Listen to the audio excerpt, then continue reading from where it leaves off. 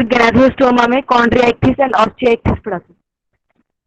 अच्छा हाँ, वो पाइसिस कर रहा था, पाइसिस खत्म हो गया था।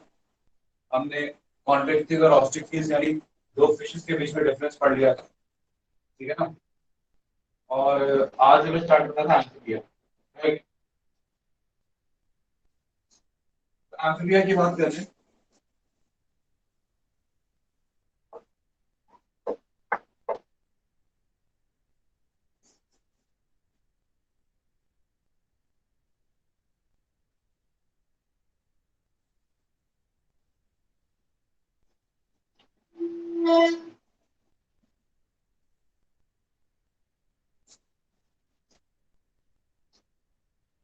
तो अभी एम्फीबिया की बात कर रहे हैं हम लोग। एंड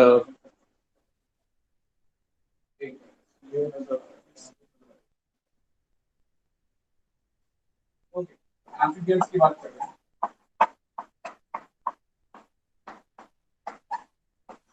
हैं। सिंपल सा कॉन्सेप्ट है, एम्फाई का मतलब होता है बोथ, डुअल, एंड बिया मतलब बीन्स।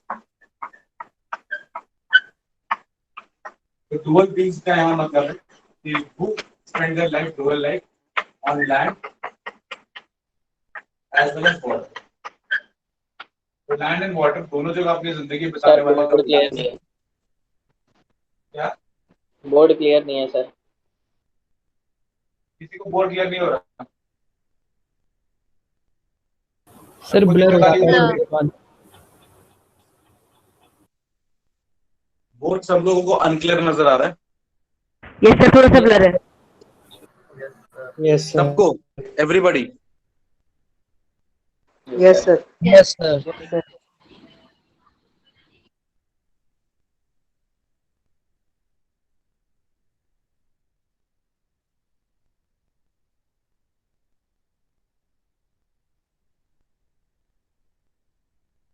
देख कभी कभी क्या हो सकता है, बीच में थोड़ा बहुत नेटवर्क फ्लक्चुएशन की वजह से हल्का बहुत ब्लरिंग हो सकती है, तो परेशान होने की जरूरत नहीं है, वो टाइम के साथ अपने आप क्लियर हो जाएगा।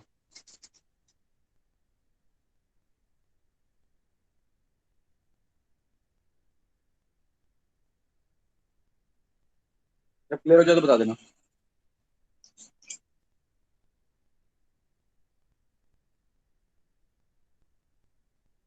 यस सर, अब सर हो गया क्लियर है। क्लियर। यस सर क्लियर है। आप क्लियर है। सर क्लियर है। ओके, तो वो टाइम के साथ ऐसा हो सकता है कि बीच में अनक्लियर हो जाए। परेशान मत होना, मुझे बता देना, मैं बता दूंगा आपको, इसमें परेशान होने वाली बात नहीं है।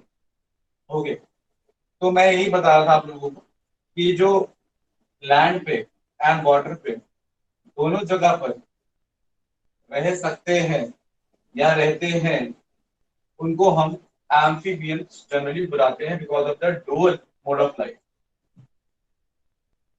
क्लियर है? ये इनका बेसिक जो है ये कॉन्सेप्ट है। आगे बात करते हैं इसके आगे। अगर मैं आपको बताना चाहूँ एक दो बातें और,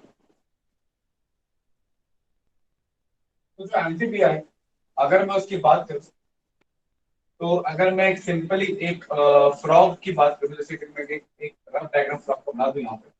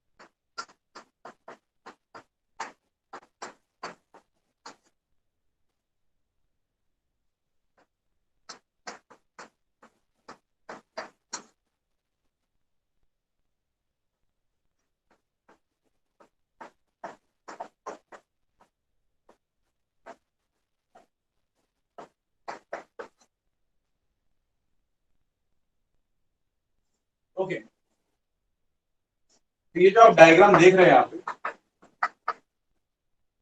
यहाँ पे आप ये एक फ्रॉक का डायग्राम है। सपोज ये डायग्राम सब लोगों को नजर आ रहा है, नजर आ रहा है ना सब लोगों को? Yes sir. Yes sir. Okay, तो इस डायग्राम में जो आप देख रहे हैं मैं आपको बता देता हूँ। सबसे पहले तो कोई भी अगर एम्फीबिया है, ठीक है, किसी भी एम्फीबिया को अगर आप बोर्ड में आपको कहाँ नजर आ रहा है वहां तक नजर आ रहा है। एक मिनट, मैं थोड़ा सा बोर्ड को थोड़ा शिफ्ट कर रहा हूँ।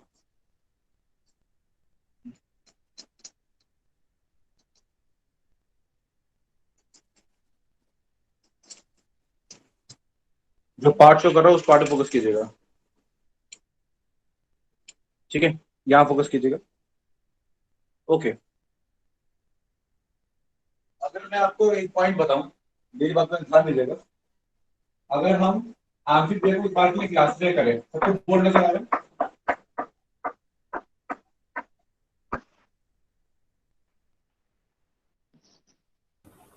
हाँ, तो ये नजर आ रहा है जो मैंने लिखा है एम्फीबिया। Yes sir.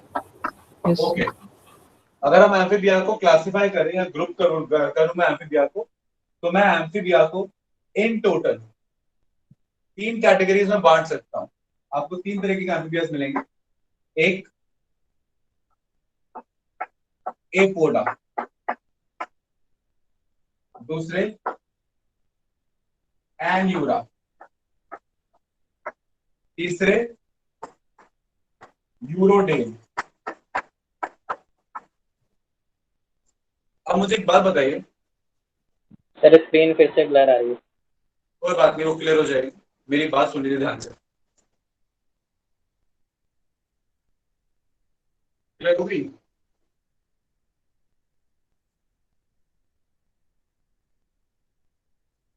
स्क्रीन सबको अनक्लियर है? Yes sir. सर थोड़ी सी ब्लर है, वर्ड्स तो दिख रहे हैं। हाँ सर, काम चल जाएगा सर। ओके, तो मैं यही कह रहा हूं आपसे कि एक है यूरोडेल, यूरोडेल। यूरोडेल क्या समझते हैं आप यूरो से? What is euro? सर इनके पास टेल प्रेजेंट होती है। सर यूरो मीन्स हाँ, टेल आपने बताया। यूरो का मतलब टेल होता है, तो यूरोडेल वो वाले एम्फीबियंस है जिनके पास टेल है। जानते हैं आप ऐसे एम्फीबियंस को जिनके पास टेल है? सैलमेंडर। Salamander, exactly. जो सैलामेंडर है, ठीक है ना, उसके पास टेल है, वो एम्फीबियन भी है। तो यूरोडेल वो एम्फीबियंस है जिनके पास टेल रहती है, राइट? तो ये बात ध्यान रखेंगे आप। नेक्स्ट, अगर यूरोडेल टेल्ड एम्फीबियंस है तो एन्यूरा क्या हुआ? Without tail. Without tail. Tail. तो विदाउट टेल वाले एम्फीबियंस जैसे कि कौन? Common frog. यस, फ्रॉग हो गया, टोड्स हो गए, ये सभी विदाउट टेल रहते हैं। तो फ्रॉग की टेल नहीं रहती है। तो मैं आपको यही बताना चाह रहा हूँ कि जो बॉडी ऑफ द एम्फीबियन है वो जनरली डिविजिबल रहती है इनटू हेड एंड ट्रंक। ना ही कोई गर्दन होती है, ना ही कोई टेल होती है जनरली। हाँ, एक ग्रुप ऑफ ऑर्गेनिज्म ऐसे जिनके टेल है, लेकिन इन जनरल अगर हम बात करें तो एक हेड है और दूसरा क्या है? ट्रंक है। और ध्यान रखिएगा इस बात में कि हम सुपर क्लास स्पाइसेस को कवर करके आ गए हैं। और अगर हम सुपर क्लास स्पाइसेस को कवर करके आ गए हैं तो अब हम जिस सुपर क्लास की बात कर रहे हैं वो है सुपर क्लास टेट्रापोडा। तो आपको ये टेट्रापोडा पढ़ाया जा रहा है। टेट्रापोडा मतलब 4 पैर, 2 फोर लिम्स, 2 हाइंड लिम्स। लेकिन कुछ एम्फीबियंस एपोडा है। कैसे हैं? एपोडा। एपोडा मतलब विदाउट कोडा, विदाउट फीट, मतलब जिनके हाथ पैर नहीं है, ठीक है ना। इसके अंदर एक एग्जांपल आता है Ichthyophis. Ichthyophis, Ichthyophis is limbless amphibian. कौन सा कैसा एम्फीबियन है ये? इट इज लिम्बलेस एम्फीबियन, मतलब इसके पास कोई भी लिम्ब नहीं होता है, ये स्नेक जैसा नजर आता है। Clear point? आ रही बात समझ में? लिम्बलेस एम्फीबियन की एक दो खास बात और है। लिम्बलेस एम्फीबियन इकलौता ऐसा एम्फीबियन है जिसके स्किन के नीचे स्केल्स मिल जाएंगे। नॉर्मली एम्फीबियंस के पास स्केल्स नहीं होते, इनकी स्किन जो होती है वो सॉफ्ट होती है, ग्लैंडुलर होती है, विदाउट स्केल्स होती है। तो याद रखिएगा, इनकी जो स्किन होती है वो चिपचिपी होती है। पहले तो सॉफ्ट होती है, दूसरा वो चिपचिपी होती है। आपने फ्रॉक देखा होगा, उसकी स्किन कैसी होती है? चिपचिपी उसकी स्किन होती है। अब चिपचिपी क्यों है स्किन? स्किन चिपचिपी इसलिए है क्योंकि स्किन में म्यूकस है ना। स्किन और म्यूकस क्यों है स्किन में? क्योंकि स्किन के नीचे ग्लैंड्स हैं जिनको हम म्यूकस ग्लैंड्स बोलते हैं। अब म्यूकस ग्लैंड्स की वजह से म्यूकस रिलीज होता है, और म्यूकस रिलीज होने की वजह से एम्फीबियंस की स्किन चिपचिपी होती है। पहला पॉइंट। तो ग्लैंडुलर है, चिपचिपी है। अच्छा, ग्लैंड के नाम पे और भी ग्लैंड हो सकते हैं, जैसे कुछ ग्लैंड्स पॉइजन ग्लैंड्स भी हो सकते हैं। फ्रॉग्स पॉइजनस भी होते हैं, बल्कि जो सबसे ज्यादा पॉइजनस स्पीशीज है दुनिया का वो भी फ्रॉग ही है, द रेमंड डार्ट फ्रॉग, ठीक है ना, is the most poisonous frog. तो मतलब frogs are poisonous, not every frog but yes, frogs में भी पॉइजनस। और पॉइजन जो इनका रिलीज हो रहा है वो भी स्किन के ग्लैंड से रिलीज हो रहा है, मतलब कि स्किन के ग्लैंड्स हैं वही मॉडिफाइड है फॉर रिलीजिंग पॉइजन। तो कॉन्सेप्ट ये है कि पॉइजन ग्लैंड्स हो सकते हैं, म्यूकस ग्लैंड हो सकते हैं, और हाँ, फ्रॉग्स आपको अलग अलग कलर के भी नजर आएंगे। तो कुछ ऐसे ग्लैंड्स भी हैं जो पिगमेंट्स रिलीज कर रहे हैं और फ्रॉग को अलग अलग कलर दे रहे हैं। कई फ्रॉग कलर भी चेंज कर ले रहे हैं। तो they also have a property of metachrosis. Metaporosis is a property by virtue of which a frog has the capability to change the color. तो कॉन्सेप्ट ये है कि वेरियस किस्म के जो ग्लैंड्स है वो उनकी स्किन में रह सकते हैं। तो स्किन ग्लैंडुलर है, सॉफ्ट है, स्केल्स नहीं। Scales are absent in frog, और इक्थियोफिस में भी अगर हैं तो वो स्किन के नीचे हैं, बिलो द स्किन है। तो आप ऐसा बोल सकते हो कि स्किन में स्केल्स का presence is not a property of amphibian. Property का नाम था मेटाकोरोसिस। Meta, META, Meta, CHOROSIS, कोरोसिस। Metacosis is a property by which any organism can change its color. और अगर वो कलर चेंज करके बचने की कोशिश कर रहा है तो उस बचने वाली प्रॉपर्टी को हम कैमोफ्लेज कहते हैं। तो बचने वाली property is camouflage, colour change करना is metachrosis. I suppose I am loud and clear. Anybody, any doubt?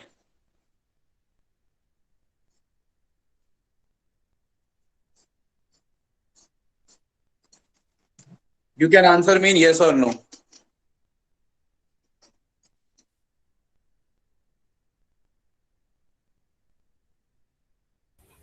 Screen clear है? Yes, sir. ओके,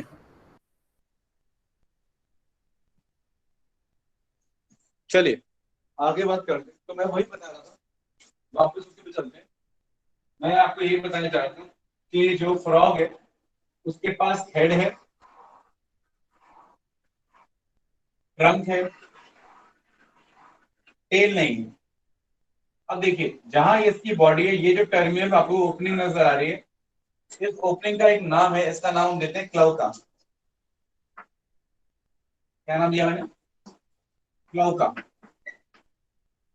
अब क्लोका आपको पता होना चाहिए, because cloaca is actually a common opening of mouth, anus, mouth, anus and urine के लिए जो common opening है उसको यहाँ पे क्लोका बोलते हैं।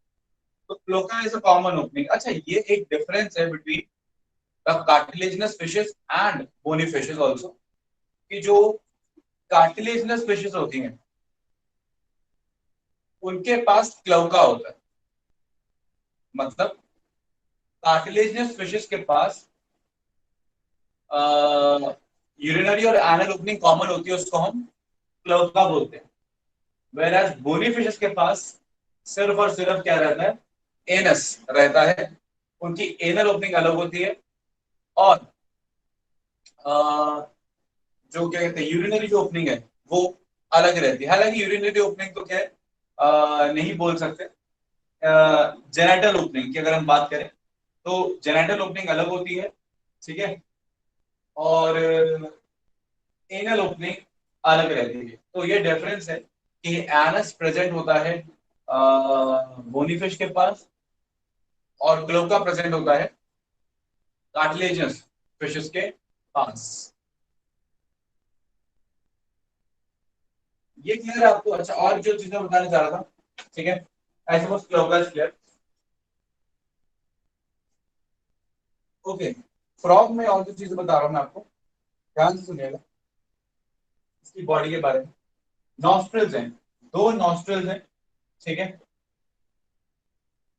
और सांस लंग से भी लेता है, स्किन से भी लेता है। स्किन मॉइस्ट है तो रेस्पिरेशन स्किन से भी होती है, समझा दूंगा कैसे। और आईज है, पेयर ऑफ आईज है। और ये देखिए, ये है टिम्पानम। टिम्पानम एक स्ट्रक्चर है जो कि इसके ईयर को रिप्रेजेंट करता है। आ रही बात समझ में? मैं आपको फिर से समझा देता हूँ, ठीक है, आइडिया देता हूँ मैं आपको। बोर्ड पे तो जगह यहाँ कम रहती है ना, नॉर्मल कॉन्टेक्स्ट में कम रहती है। मैं आपको टिम्पानम पे वापस आऊंगा, समझा दूंगा, बस याद रखो कि ईयर इज रिप्रेजेंटेड बाय टिम्पानम, ये याद रखना। अच्छा, फिर देखिए, हाथों में 4 उंगलियां हैं, उंगलियों को बोलते हैं डिजिट्स, लेकिन पैरों में 5 है।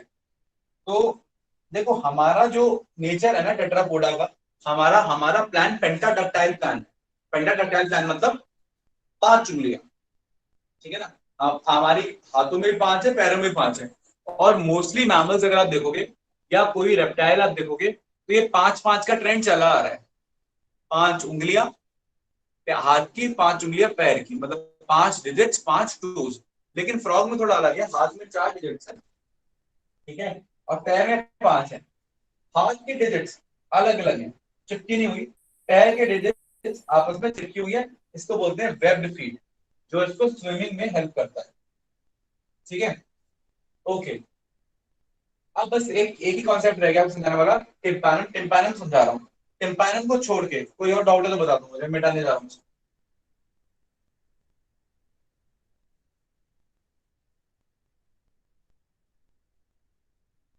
Any doubt?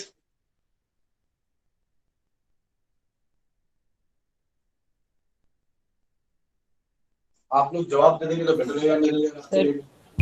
सर हाँ बोलो। सर जो क्लोका है उसमें यूरिनरी ओपनिंग है या जेनाइटल पोर है? Genital opening. तीनों के लिए कॉमन है, जेनाइटल, यूरिनल और एनल, तीनों ओपनिंग कॉमन ओपनिंग ओके होती सर। है। Anything else?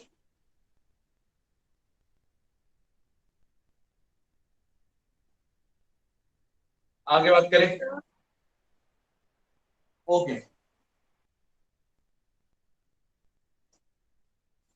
Sir,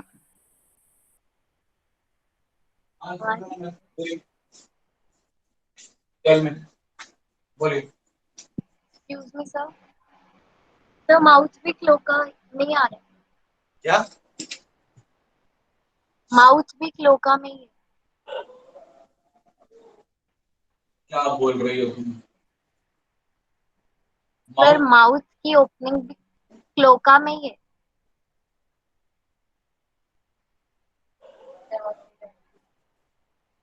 कौन पूछ रहा है ये?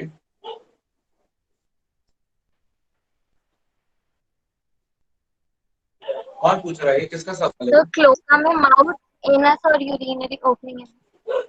ये सवाल किसके बारे में, मुझे ये बताओ। तो श्रद्धा।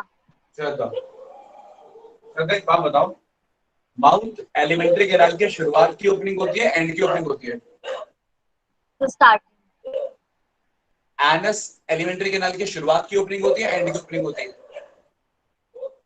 एंड। तो बट स्टार्टिंग में शायद आपने बोला था क्या बोला? माउथ। सर आपने माउथ बोला था गलती से। Yes sir. अच्छा, एनस की जगह माउथ Yes, बोल रहे sir. मैंने। Yes, sir. Okay, yes I am sorry yes अगर सर मैंने बोला ऐसे था बोला तो, आपने। I am really very sorry. तो आई एम रियली सॉरी अगर मैंने ऐसे बोला तो, लेकिन दैट्स माय मिस्टेक है।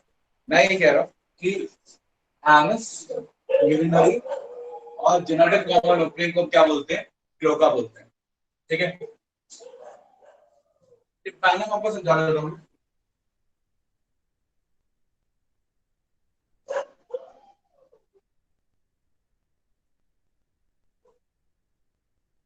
टिम्पैनम समझने के लिए आपको क्लास 9 का वापस जाना पड़ेगा।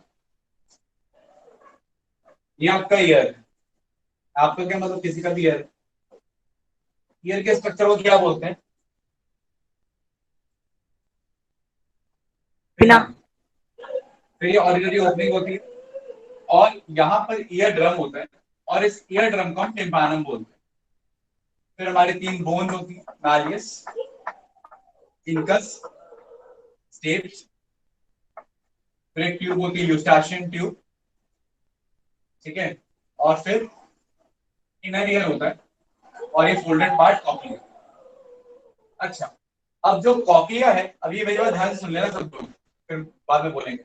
तो ये जो ईयर है इसको मैं 3 पार्ट से बांट देता हूं। टिम्पैनम तक आउटर ईयर, ये 3 बोन्स मिडल ईयर और बाकी बचा हुआ इनर ईयर। और सुनो, ये कॉक्लिया, ये पिना, ये दोनों प्रॉपर्टीज सिर्फ और सिर्फ मैमल्स की हैं। तो कॉक्लिया ना तो किसी और ऑर्गेनिज्म में देखेगा, ना ही पिना किसी दूसरे ऑर्गेनिज्म में मिलेगा। अब मेरी बात ध्यान से सुनना। तो कॉक्लिया हटा दो, ठीक है। अब इतना ईयर समझो, मतलब ईयर का इतना पार्ट कॉक्लिया नहीं है, इतना पार्ट कॉक्लिया हटा देते हैं। मतलब मैं आपको मार्किंग कर देता हूं, लेट्स से, ध्यान से समझो ना मेरी बात। मैंने क्या किया, इतना पार्ट ले लिया, ये इतना सा, दिस मच, सिर्फ इनर ईयर, सिर्फ कौन सा part, inner ear excluding cochlea. समझ रहे हो? ये जो ईयर है इतना सा, ये ईयर फिशेस का है। किसका? फिशेस का। अच्छा, एक चीज और मैं भूल गया बताना, ध्यान समझेगा, मैं थोड़ी चीजें ऐड कर दूं। आपको उधर का नजर आ रहा है? हाँ आ रहा है, ठीक है।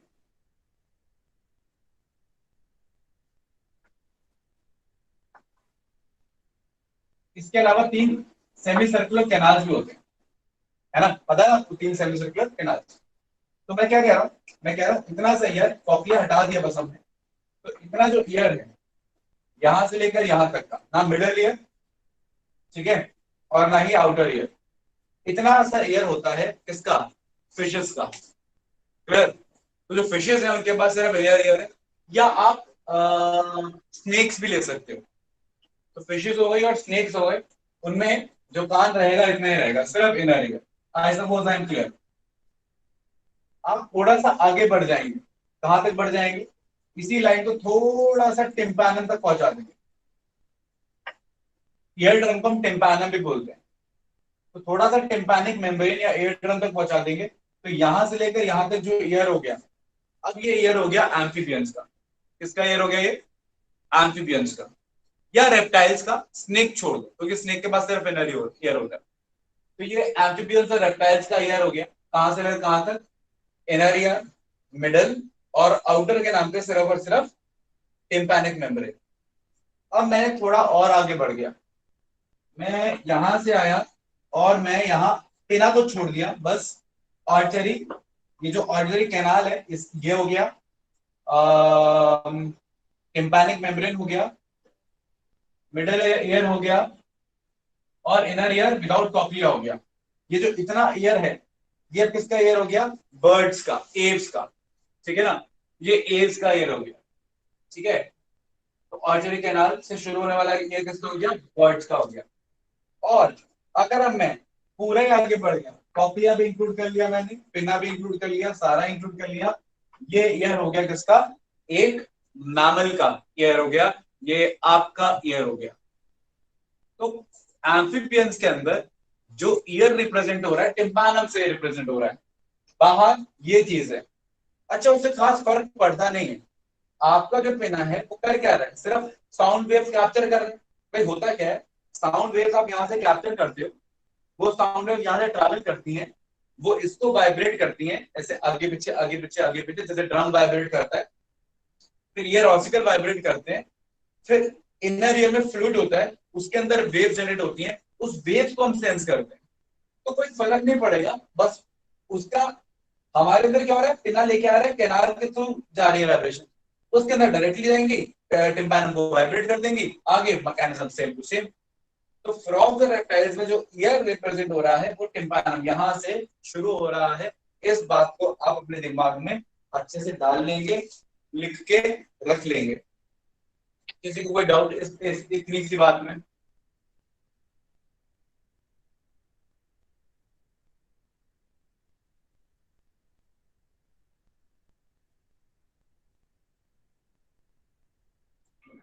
जब मैं सर ये सर ये एव्स का कहाँ से बताया आपने? ये ऑर्गेनिक कैनाल पिना छोड़ दो, पिना छोड़ दे और ये कॉकलिया छोड़ दे, बाकी सारा ये रेज हो गया। यहाँ ओके से ये छोड़ दो, यहाँ से ये छोड़ दो, ठीक है ना। ओके ऑर्गेनिक कैनाल छोड़ दे तो फिर रेप्टाइल्स एम्फिबियंस का हो गया। मिडिल ईयर को छोड़ दो तो फिर फिशेस का हो गया। कॉकलिया तो छोड़ ही देना है, ठीक, कॉकलिया तो पहले छोड़ा हुआ है। पिना छोड़ दिया, बर्ड्स, ठीक है ना। और ऑर्गेनिक कैनाल छोड़ दिया तो एम्फिबियंस, रेप्टाइल्स। ईयर ड्रम और ये बोन भी छोड़ दी, सिर्फ इनर ईयर रखा विदाउट कॉकलिया तो फिशेस, और सारा इंक्लूड कर लिया तो मैमल्स। कितना मुश्किल है, जरा सा बेसिक का कंसेप्ट है। सर जैसे कोक्लिया मैमल्स में न्यूरल मैसेज सेंड करने के लिए यूज होती है, वैसे बाकी टेट्रापोड्स में क्या यूज होता है फिर? ब्रेन इनर तक ईयर, मैसेज कैसे जाता है वॉइस का? इनर ईयर अच्छा ठीक है। जो ऑर्गन ऑफ कॉर्टाई, जो सेंसरी ऑर्गन कॉकलिया में अंदर, वो उनके ईयर यहाँ पर है। अरे तुमको मैं बताता हूँ, रुको पहले। अभी तुमने ये सवाल पूछ लिया तो तुम्हें बता देता हूँ।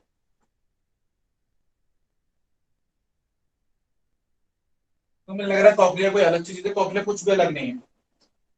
मैं कॉकलिया को खोलूंगा ना, कॉकलिया ये बन जाएगा, दिख रहा है? ये है एक सिंपल ट्यूब ही, बस मैमल्स में क्या हुआ, बाज की जो पोस्टीरियर ट्यूब है वो फोल्ड हो गई, तो वो अपने आप में फोल्ड हुई, ये घूमी, थोड़ी घूमी, और घूमी, और घूमी, और घूम गई। तो कुछ नहीं है वो एक ही ट्यूब, ये सिंगल ट्यूब है ना, वो सिंगल ट्यूब ही है, बस जलेबी की तरह थोड़ी घूमी हुई है, बस दैट्स इट।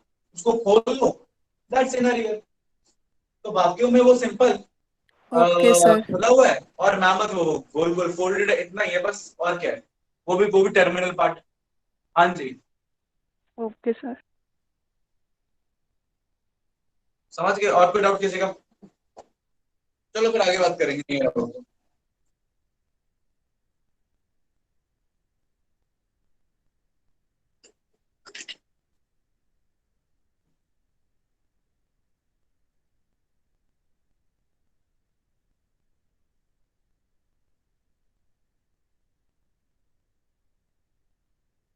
तो एम्फिबियंस की स्किन के बारे में मैंने क्या बताया, मैं लिख देता हूं एक बार कि स्किन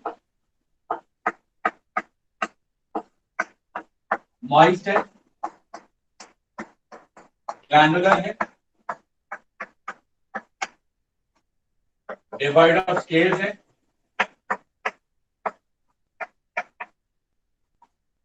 एंड और क्या बताया था, मॉइस्ट है, ग्लैंडुलर है, डिवाइड ऑफ स्केल्स है, एंड स्लाइमी है।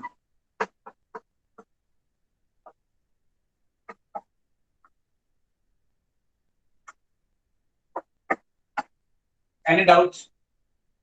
इतना क्लियर है? आगे बात करें। आपकी खामोशी को मैं हाँ समझ रहा हूं।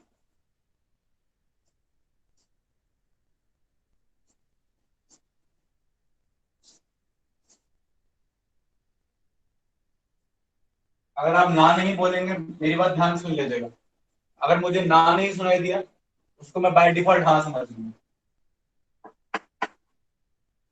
आगे बात करते हैं।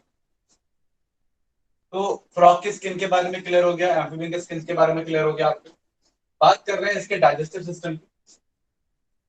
अब डाइजेस्टिव सिस्टम इसका ह्यूमन डाइजेस्टिव सिस्टम जैसा ही है, क्या डिफरेंस है बस ये बता रहा था। वही इनका कंप्लीट डाइजेस्टिव सिस्टम है, कंप्लीट डाइजेस्टिव सिस्टम। बस जो इसका स्टमक है वो सिंगल ट्यूब होता है। भाई इसका क्या होता है, एलिमेंट्री कैनाल शुरू हुआ, तो अगर डायग्राम नजर आ रहा हो मैं बताता हूँ। इसका एलिमेंट्री कैनाल शुरू हुआ, वही ईसोफेगस, फिर एक ट्यूब लाइक स्टमक। हमारा स्टमक ऐसा नहीं होता। हमारा स्टमक जैसे इसके स्टमक में दो पार्ट्स हैं, पहला कार्डिया, है ना, पहला क्या, कार्डिया, और आखिरी वाला है स्पॉन्डिया, सॉरी पाइलोरिक। ठीक है, कार्डियक एंड पाइलोरिक, दो ही पार्ट्स है स्टमक के। हमारा क्या रहता है, अगर ह्यूमंस की बात करें, दोबारा नहीं पढ़ाऊंगा एलिमेंट्री के नाम में, हमारे में एक ऐसे और उठ गया स्ट्रक्चर, देख रहे हो, ये हमारा स्टमक है, क्या वो एक स्ट्रक्चर और निकल गया। तो ये तो कार्डियक रहा है, ये तो पाइलोरिक रहा है, बस ये उठे हुए स्ट्रक्चर को हमने क्या बोल दिया, फंडिक। तो हमारी के अंदर फंडिक क्या हो जाता है, एक्स्ट्रा हो जाता है। ठीक है, ज्यादा खाते हैं ना हम लोग, तो फंडिक क्या हो गया, एक्स्ट्रा हो गया ह्यूमंस के केस में। फ्रॉग में क्या है, फंडिक हटा दो, सिंगल ट्यूब बना दो। ठीक है, कार्डिक एंड पाइलोरिक, इतना ही। ठीक, उसके बाद फिर इसका आ जाएगा इंटेस्टाइन। अब इंटेस्टाइन कैसा है, कुछ खास नहीं, हमारे जैसा ही है, थोड़ा अलग है, ट्यूब लाइक फोल्डेड है, बस खत्म। यही स्मॉल इंटेस्टाइन है, ठीक है, और यही इंटेस्टाइन है, यही इसका लार्ज इंटेस्टाइन, सब कुछ यही है। एंड फाइनली एक ओपनिंग है रेक्टम, जो खुल रही है सीधा क्लोका में, खत्म कहानी।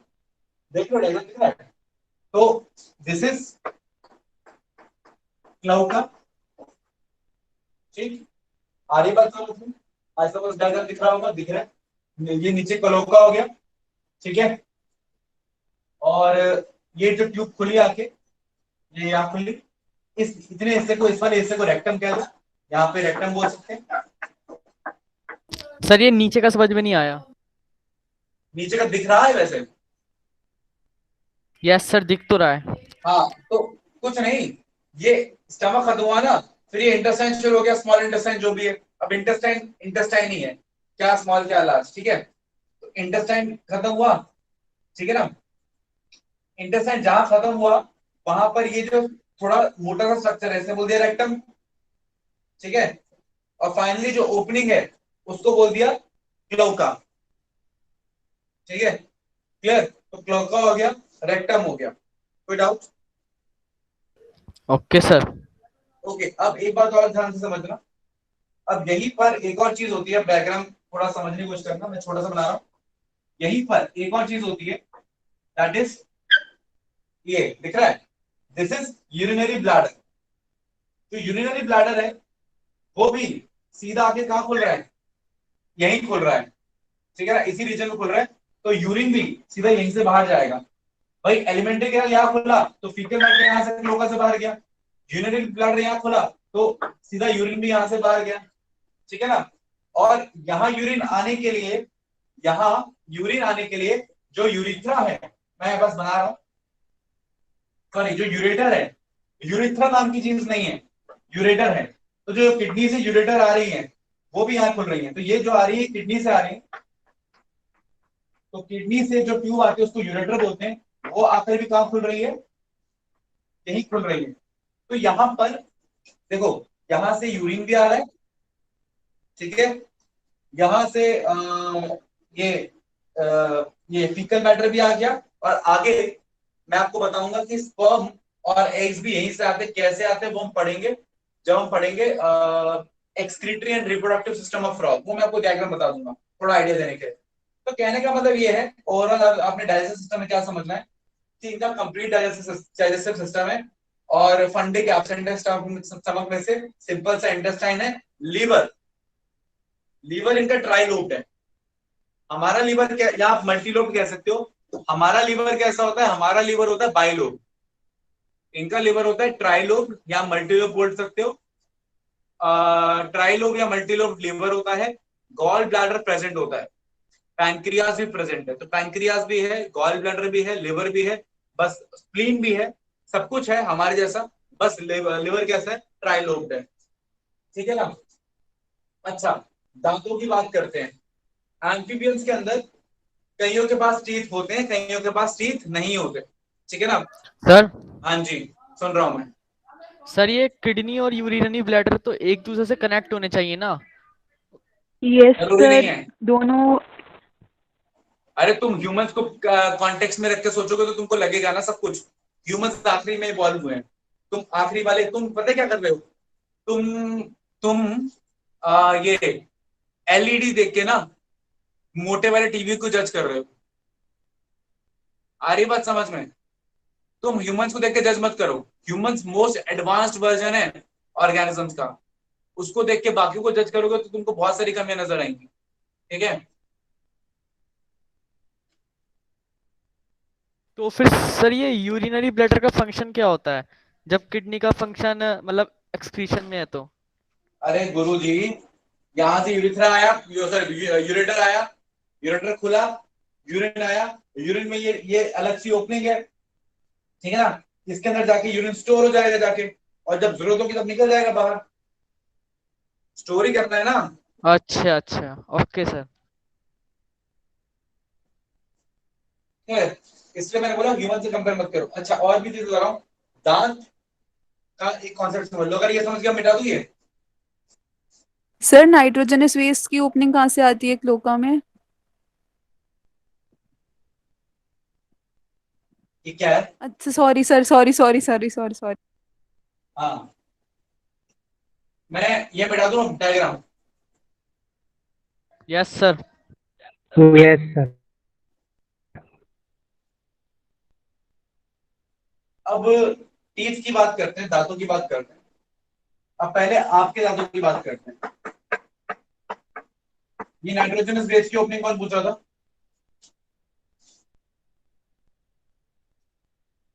सर इशिका, गलती से इशिका। पूछ लिया सर, वो मुझे जर्म हाँ, कोई सेल्स का बात नहीं, कोई पूछना बात था, नहीं, मैं वो समझ गया हूँ, तीसरी जो गलती बच गई गलती थी। हुई। मैं थोड़ा कुछ कह रहा हूँ, मैं तो बस पूछ रहा हूँ कौन पूछ रहा था, क्योंकि मुझे उसी से सवाल करने हैं। तो इसका दांत है तुम्हारे पास? Yes sir. सारे एक जैसे अलग अलग हैं? सर शेप वाइज तो 4 टाइप्स के हैं, कौन कौन फंक्शन से? Wise canine and incisors, molars and premolars. मतलब दांत अलग अलग तरीके के हैं तुम्हारे पास, करेक्ट? ओके। ऐसे डेंटिशन यस को जहाँ सर। दांत अलग अलग तरीके के होते हैं, जैसे कि हम बात करें मैमल्स की, तो इसको बोलते हैं हेट्रोडॉन्ट। हेट्रो अलग अलग, डॉन्ट मतलब दांत। तो लेकिन फ्रॉग्स में या एम्फिबियंस में ऐसा नहीं होता। दांत होते हैं होमोडॉन्ट, मतलब सारे दांत एक जैसे, सेम टाइप ऑफ टीथ। आ रही बात समझ में? ओके।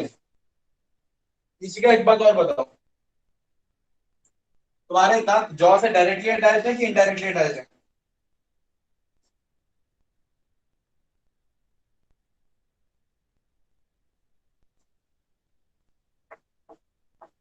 किसी का आवाज आ रही है? Yes sir. तुम्हारे दांत दांत किसमें है? तुम्हारे दांत निकाल दूंगा तो पीछे क्या बचेगा? गम्स। गम्स बचेंगे, ठीक है ना?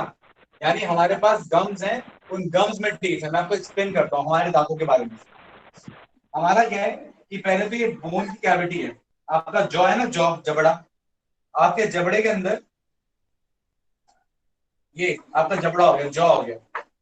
वैसे ही आपका जॉ है, ठीक है ना? ये जो लाइन लाइन मारी है, ये आपका जॉ है। जॉ की बोन है, जॉ की बोन में कैविटी है, ठीक है? खाली स्पेस दिया हुआ दांत के लिए। अब इसी कैविटी के अंदर गम्स है। क्या है? गम्स। ये मैंने गम्स बना दिए राइट से, ये हो गए गम्स। अब इस गम्स के अंदर क्या है? टीथ है। ये हो गया टीथ आपका, ठीक है ना? तो जॉ है, जॉ की कैविटी के अंदर गम्स है, गम्स में टीथ है। ऐसे टीथ को हम बोलते हैं थीका के अंदर टीथ, यानी thecodont. Thecodont teeth. Thecodont teeth. लेकिन एम्फिबियंस, रेप्टाइल्स और बर्ड्स की हम बात नहीं करते, क्योंकि बर्ड्स के पास तो दांत ही नहीं है। तो एम्फिबियंस, रेप्टाइल्स की अगर हम बात करें या फाइसिस की बात करें, उनके दांत ऐसे नहीं है।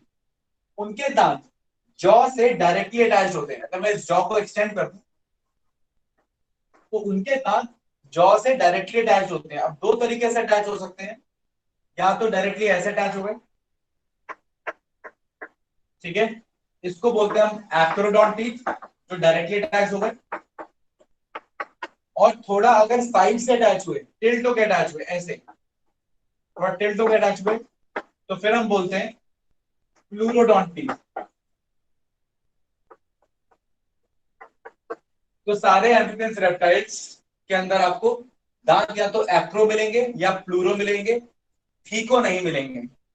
ठीक है, तो प्रॉपर्टी क्या हो गई एम्फीबियंस की? दांत होमोडॉन्ट है, एक्रोडॉन्ट है, प्लूरोडॉन्ट है, या एक्रो स्लैश प्लूरो कर देंगे, होमोडॉन्ट एक्रो स्लैश प्लूरोडॉन्ट। आई सपोज ये बात सबको क्लियर है।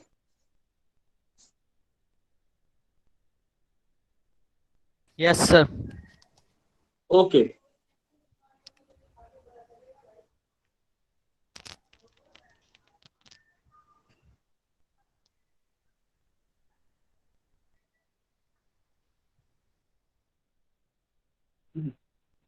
बोर्ड नजर आ रहा है ना? Yes sir. अच्छा, एक बात और बताता हूँ ईशिका, एक बात और बताओ, तुम दांतों के बारे में जॉब दे रही हो तुम। Yes sir. ये तुम्हारे दांत अगर 2-4 दांत तोड़ दिए जाएं, अज्यूम कर रहे हैं,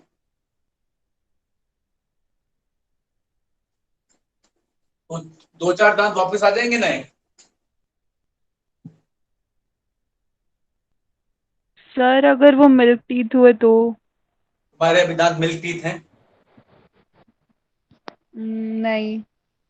हाँ, तो जो पूछ रहा हो उसका जवाब दो। तुम्हारे 2-4 दांत तोड़ दिए जाएं, अज्यूम कर रहे हैं, ऐसा ऐसी कोई इच्छा नहीं है किसी की, अगर तोड़ दिए जाए तो वो दांत वापस आएंगे? No sir.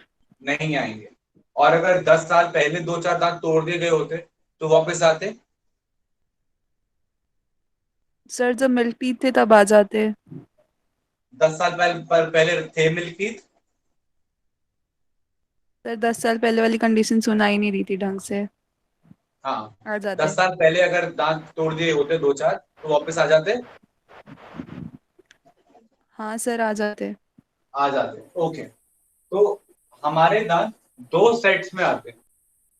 एक आते हैं मिल्क टीथ जो कि टूट के अलग हो जाते हैं, जैसे कि पतझड़ के पत्ते टूट जाते हैं फिर नए आ जाते हैं, तो वहीं से नाम आ रहा है डेसिडुअस टीथ, डेसिडुअस फॉरेस्ट।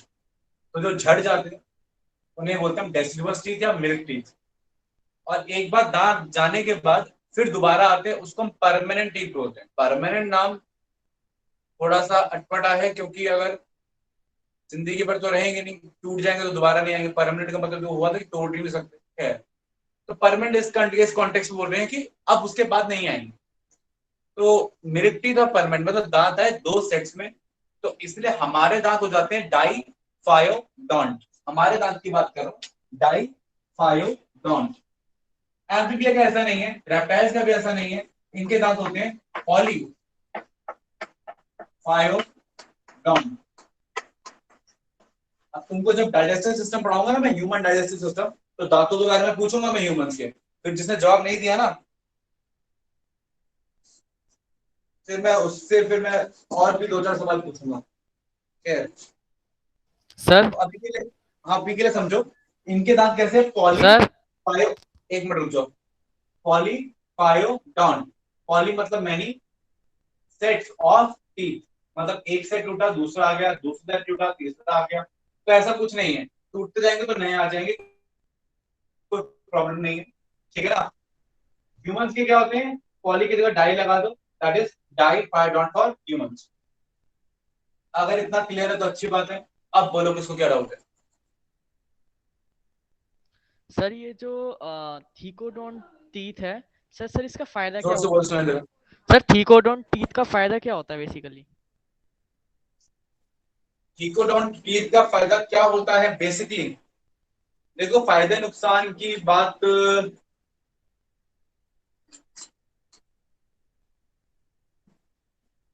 मुझे तो नुकसान ही नजर आता है, मुझे तो कोई फायदा नजर नहीं आ रहा। मुझे तो फायदा नजर आता है क्वालिफाइड ऑन टीथ में। हाँ, हेट्रो का फायदा है, दांत हेट्रो होने चाहिए, क्वालिफाई होने चाहिए, और एक्रो या प्लूरो होने चाहिए। मैं तो ये समझ रहा हूँ कि फायदा ज्यादा इन्हीं में है। मैं तो कह ही नहीं रहा कि डिगोडोंट टीथ का कोई फायदा है।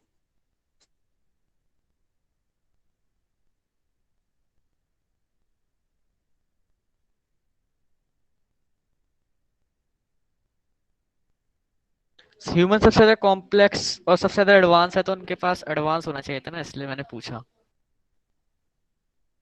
हाँ, तुम देखो, अब मेरे कहने की बातें जो होती है मैं इसलिए कह रहा हूँ ताकि उसमें से ज्यादा सवाल आप ना बनाएं, क्योंकि अगर मैं हर चीज बनाने लग जाऊंगा तो फिर चीजें बहुत कॉम्प्लिकेटेड हो जाएंगी। ये सच नहीं है कि, हाँ ये एक तरीके से सच है कि हम सबसे लास्ट में इवॉल्व हुए हैं, लेकिन इसका मतलब ये नहीं है कि हमारे अंदर सारे फीचर्स बेस्ट इन बेस्ट ही हैं। आगे बात समझ में, हमारे जो फीचर्स हैं वो advanced in the context of brain thinking, हाथ बने हैं काम करने के लिए, सोचने के लिए, समझने के लिए ब्रेन हमारे पास बेटर है, उस कॉन्टेक्स्ट में हम सुपीरियर हैं। अब आप मुझसे बोलो कि सर हमारा वेट लॉस हो गया, हाथी तो बहुत ही हैवी है, दूसरा डायनासोर तो बड़े हेल्दी रहा करते थे, तो हम तो भाई कमजोर हैं, तो इसका क्या फायदा हमें। तो भाई अगर तुम्हारे अकॉर्डिंग जाए कि हर चीज एडवांस होनी चाहिए, तो हमें तो डायनासोर के साइज का होना चाहिए था, दांत हमारे ऐसे खतरनाक से होने चाहिए थे, दिमाग भी बहुत तेज होना चाहिए था, ऐसे सुपर ह्यूमन हम होने चाहिए थे, लेकिन हम है नहीं। तो हर फीचर में हम एडवांस्ड नहीं है, हम सबसे लास्ट में इवॉल्व हुए हैं, हम अपने माइंड के हिसाब से ज्यादा एडवांस है।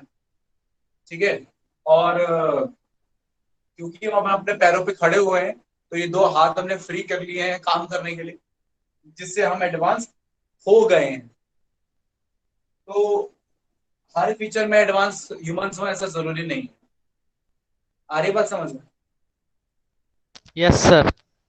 हाँ, चलिए आगे बात करते हैं, अगर ये बात आपको क्लियर है तो।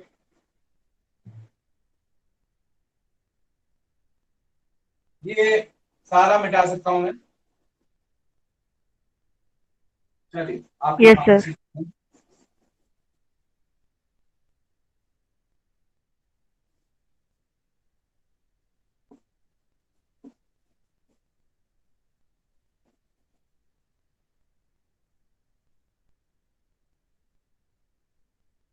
ओके, तो ये हुआ डाइजेस्टिव सिस्टम। बात करते हैं रेस्पिरेटरी सिस्टम की।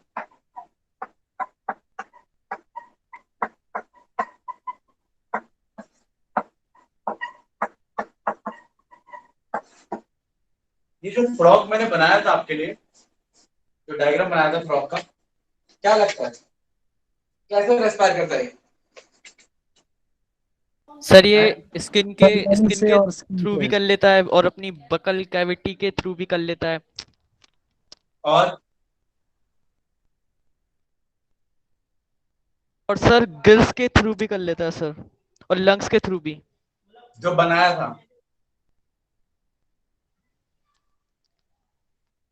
सर मैं एक एवरेज फ्रॉक की बात कर रहा हूँ।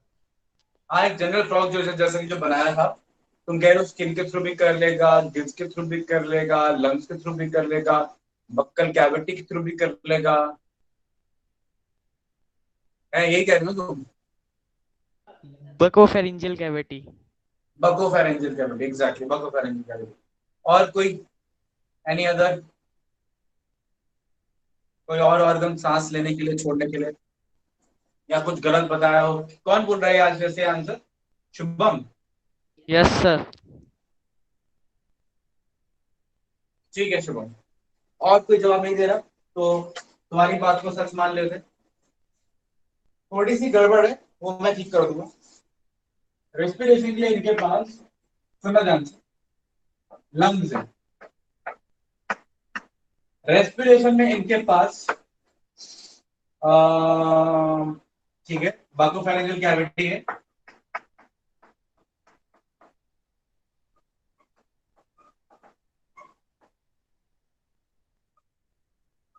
रेस्पिरेशन में इनके पास स्किन है, और स्टार मार्क कर देता हूं, गिल्स भी है। अब कॉन्सेप्ट समझिएगा, ये तीन structure, lungs, buccopharyngeal cavity and skin. अब यहाँ पे गिल्स और लंग्स और गिल्स ये चेंज हो जाते हैं।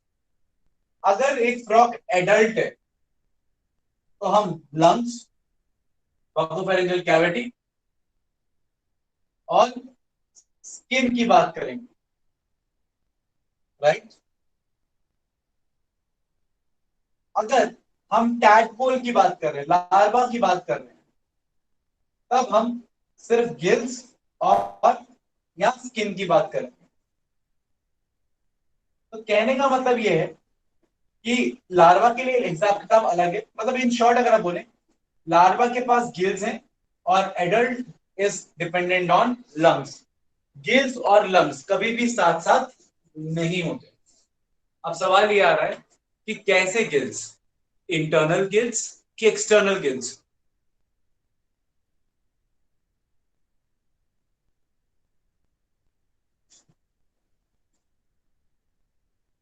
शुभम जी,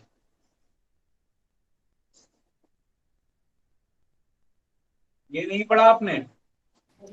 सर पढ़ा तो था सर, कुछ याद सा नहीं आ रहा।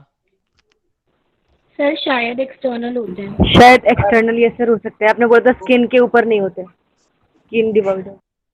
हाँ, देखिए गिल्स की अगर मैं बात बताऊं तो गिल्स एक्चुअली इंटरनल भी होते हैं और एक्सटर्नल भी होते हैं। एक्सटर्नल गिल्स जैसे स्किन के अंदर होते हैं, एक्सटर्नल मान लो ये लार्वा है, ऐसे बाहर निकले होते हैं ऐसे। तो ये भी एक स्टेज होती है, उसमें एक्सटर्नल भी होते हैं और इंटरनल भी होते हैं। ठीक है ना, बाद में दोनों गायब हो जाते हैं, लंग्स डेवलप कर जाती हैं, ये डिग्रेड कर जाते हैं। तो कहने का मतलब ये है कि एक्सटर्नल इंटरनल गिल्स दोनों ही रहेंगे, ठीक है, लेकिन वो प्रॉपर्टी किसकी है? लार्वा की है। एडल्ट के अंदर गिल्स नहीं रहेंगे। अच्छा, रेस्पिरेशन का ऑर्डर समझिए। मेजॉरिटी ऑफ जो सांस ली जा रही है वो स्किन से ली जा रही है, उसके बाद बकोफेरेंजियल कैविटी, उसके बाद लंग्स। मतलब इंपॉर्टेंस की अगर बात करूं तो पल्मोनरी सॉरी क्यूटेनियस रेस्पिरेशन की प्रायोरिटी सबसे हाई है। सबसे ज्यादा रेस्पिरेशन स्किन से करेंगे क्योंकि सरफेस एरिया स्किन का सबसे ज्यादा है, स्किन हाईली वैस्कुलर है, ठीक है। फिर बकोफेरेंजियल कैविटी, फिर लंग्स की बात आती है। अब ये भी मैं आपको समझा दूंगा, पहले थोड़ा सा आप स्किन के बारे में समझिए, फिर आगे बात करते हैं। अब किसी भी चीज से सांस लेने के लिए मैंने बताया था उस चीज का हाईली वैस्कुलर होना जरूरी है। अब जरा कॉन्सेप्ट पे ध्यान दीजिएगा, होता क्या है कि लेट्स अज्यूम ये स्किन है, स्किन का एपिथेलिया बहुत ही पतला है और ये है वहां पर प्रेजेंट ब्लड कैपिलरीज, ठीक है। और वही अर्थों जैसा हिसाब किताब है, और स्किन में रिलीज हो रहा है बहुत सारा, क्या रिलीज हो रहा है? म्यूकस। तो स्किन में रिलीज हो रहा है बहुत सारा म्यूकस, तो ये म्यूकस बना देते हैं। तो ये म्यूकस रिलीज हो गया, ठीक है ना। अब क्या हो रहा है? अब वही जो एम्फीबिया में, सॉरी अर्थों में होता है, ऑक्सीजन आई इस म्यूकस में डिसॉल्व हो गई। म्यूकस में क्या हो गई? डिसॉल्व हो गई। तो ब्राउन से बना दें। तो म्यूकस में डिसॉल्व हो गई ऑक्सीजन, और डिसॉल्व होने के बाद यहां से ट्रांसपोर्ट होती हुई ब्लड कैपिलरी के ब्लड को क्या कर दिया? ऑक्सीजनेट कर दिया। क्लियर है पॉइंट? आ रही बात समझ लो।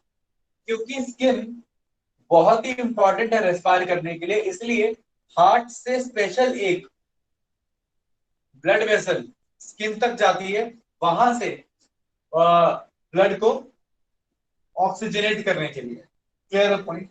तो skin plays a very important role in respiration. और सुनिए, दूसरी चीज जो है वो है बकोफेरेंजियल कैविटी। अब मेरी बात ध्यान से सुनिएगा। अगर मैं एक फ्रॉग का छोटा सा रफ सा डायग्राम बनाऊं तो समझना जरा, कोशिश करना समझने की।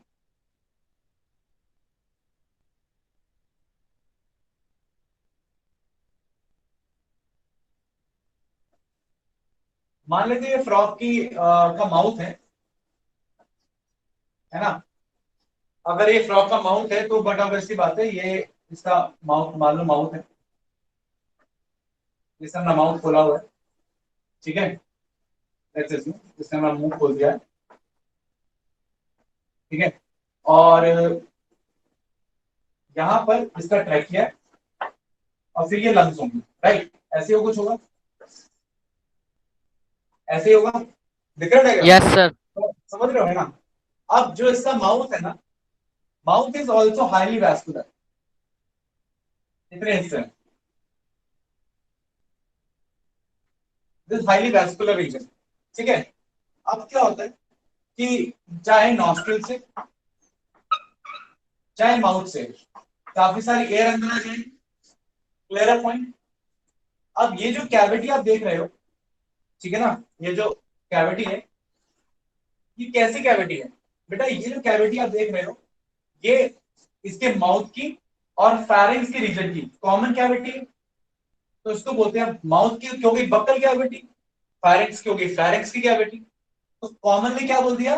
बको pharyngeal cavity, buccal cavity plus pharynx हो गया, तो ये जो कैविटी है बको फेरिंजियल कैविटी हो गई। अब ये हाईली वैस्कुलर है, यहाँ पे बहुत सारे ब्लड सप्लाई है, तो क्या होगा, जो ऑक्सीजन पहले आएगी, ठीक है, तो यहाँ पे डिफ्यूज जाएगी, है ना, ऑक्सीजन ले ली।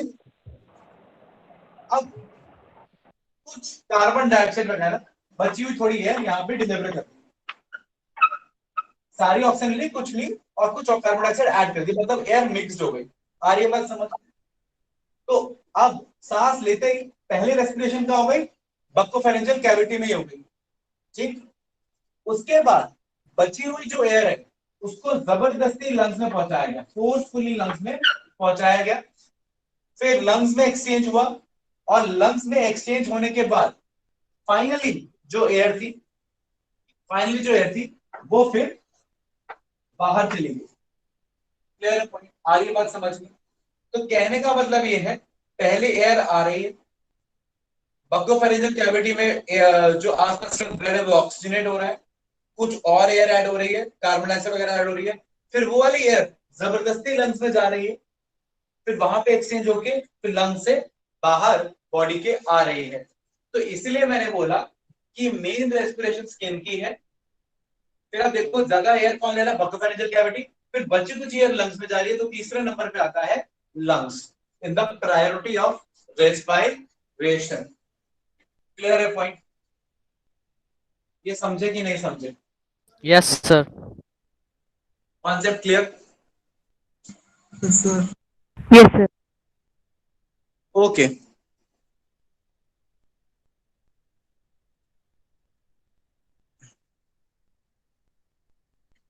आज कोई श्रद्धा नाम की लड़की कुछ पूछ रही थी डाउट। आज एक शुभम की आवाज आ रही थी, Yes, sir. एक श्रद्धा की आवाज आई थी, एक इशिका की आवाज आई थी। श्रद्धा आवाज आ रही है? Yes. श्रद्धा एक बात बताओ, तुम जब सांस लेती हो लंग्स के अंदर, तो उसका मैकेनिज्म ऑफ ब्रीथिंग पता है क्या है? कैसे सांस ली जाती है?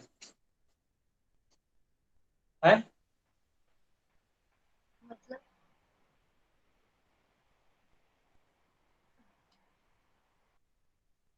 कोई है क्लास में जिसको मैकेनिज्म ऑफ ब्रीथिंग पता है, कैसे लंग्स में सांस जाती है? Yes sir. किसको पता है? शुभम। शुभम को सब पता है। शुभम तुम एक काम क्यों नहीं करते? तुम काहे कोचिंग ले रहे हो? तुम अपना ट्यूशन सेंटर खोल लो। बताओ बताओ। क्या बताऊं सर? सर मैं बताऊं? सांस का मैकेनिज्म। Breathing mechanism. हाँ जी। सर मतलब उसमें कैसे, मतलब प्रोसेस बताऊं, क्या बताऊं, समझ में नहीं आ रहा, वरना मतलब प्रोसेस डायरेक्शन बेटा, बताऊं। कैसे सांस अंदर जाती है, कब कैसे जाती है, क्या कॉन्ट्रैक्ट करता है, क्या रिलैक्स करता है? अच्छा अच्छा अच्छा। सर सबसे पहले जो हमारा बेसिकली लंग्स है, लंग्स के नीचे जो हमारा डायफ्राम है, बेसिकली उसकी कॉन्ट्रैक्शन और रिलैक्सेशन से एक प्रेशर, एक वैक्यूम, छोटा सा वैक्यूम क्रिएट होता है, जिसके कारण जो हमारी एयर होती है बाहर के एनवायरनमेंट से लंग्स के अंदर भरती है। बेसिकली क्या होता है ना कि सरफेस एरिया बढ़ता है जब डायफ्राम जो होता है वो कॉन्ट्रैक्ट करता है, नीचे की ओर जाता है। एरिया बढ़ता है, वॉल्यूम बढ़ता है? Volume volume. हाँ ठीक है। तो फिर जो एयर होती है सबसे पहले हमारे नोस्टल से होती है, फिर जो मतलब माउथ से भी अगर किस मतलब तो माउथ से वॉल्यूम भी जा बढ़ने से, सकती है। एक मिनट मैं टोक रहा हूँ, वॉल्यूम बढ़ने से एयर अंदर क्यों आएगी? सर एक तरीके का वैक्यूम क्रिएट हो जाएगा ना वॉल्यूम बढ़ने से वैक्यूम क्रिएट हो जाएगा? सर। सर प्रेशर इंक्रीज होता है। हाँ, क्या बोली, कौन सी लड़की बोली, इशिका क्या बोली तू? Sir pressure difference. प्रेशर क्या होता है? बोल बोल, क्या बोल रही है, प्रेशर क्या होता है?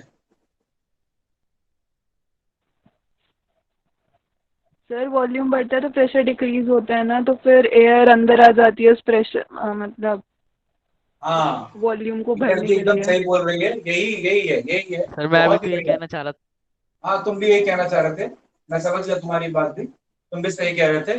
बाकी लोग सुन ले, ठीक है, क्योंकि वो यहाँ पर सिर्फ सुनने के लिए आते हैं, उन्होंने सिर्फ सुनने के लिए फीस भरी है, ठीक है, क्योंकि वो मेरे स्टूडेंट्स नहीं है, वो किसी और इंस्टीट्यूट के स्टूडेंट्स हैं। वो यहाँ पे सिर्फ सुनेंगे और सुन के चले जाएंगे।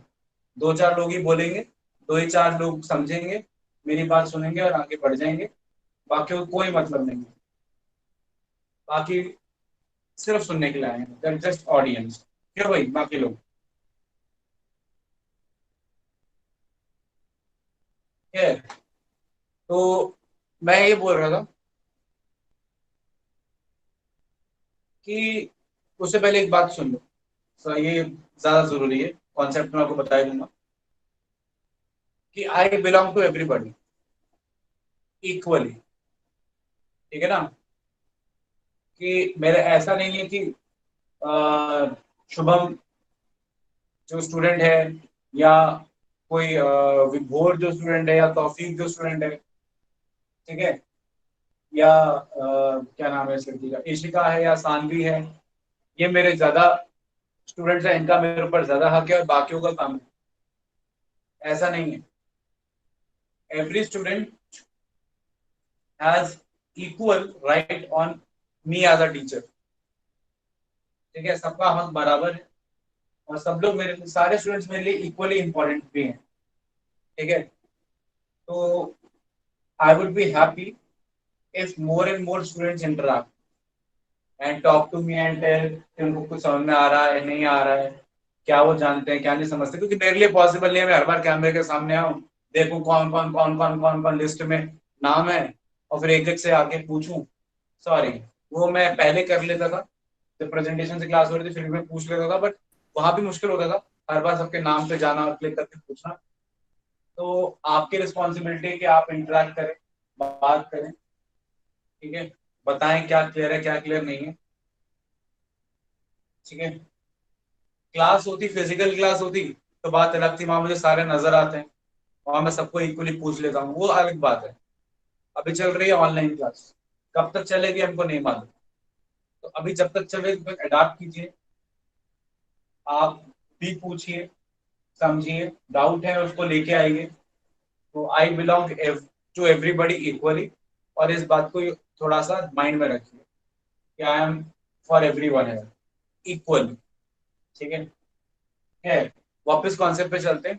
तो इशिका यही बोल रही थी कि अ, जीवन, शुभम भी यही कह रहा था कि हमने डायफ्राम खींच के ना वॉल्यूम बढ़ा दिया। अब वॉल्यूम बढ़ाने से क्या होता है ना, प्रेशर जो है वो बहुत ज्यादा कम हो जाता है। Volume and pressure are inversely proportional according to Boyle's law, chemistry का लॉ है बॉयल्स लॉ, कि P is inversely proportional to P, sorry, P is inversely proportional to V if temperature remains constant, ठीक है।